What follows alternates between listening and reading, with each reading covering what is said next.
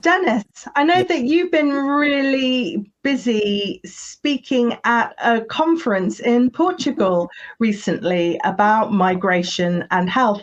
Can you tell us a little bit about the research you've been doing and what you highlighted in Portugal? yeah. So this was a very fantastic conference on migration, ethnicity, race, and health, with a lot of researchers from around the globe. It was really very good to have that focus on migration. And so we have a research that we've been conducting on My Health Europe.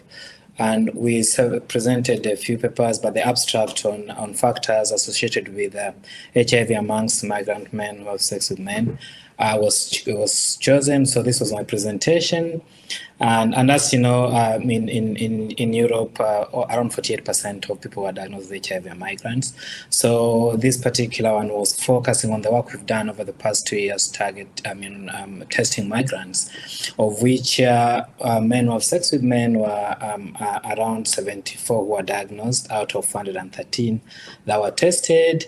And this was 17.9% as compared to the general migrant population we tested. Oh.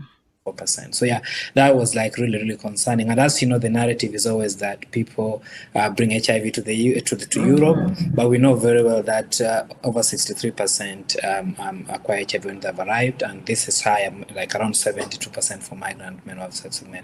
So our key highlights on the presentation of the research was just about the geographic origins. A lot of them were coming from South America, 64%.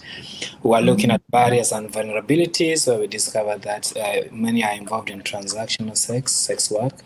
And of course, PrEP usage was very, very low at 4%, despite awareness being at 43%. So this were the key highlights. And the message really was that the HIV is high amongst men who have sex with men who are migrants, and we need interventions that can address the gaps that we see in PrEP access, for example, and other interventions.